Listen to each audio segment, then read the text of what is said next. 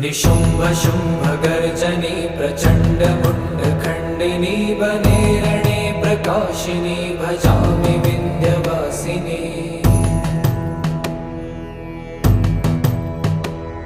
त्रिशूलमुण्डधारिणी धराविघातहारिणी गृहे गृहे निवासिनी भजामि विन्ध्यवासिनी।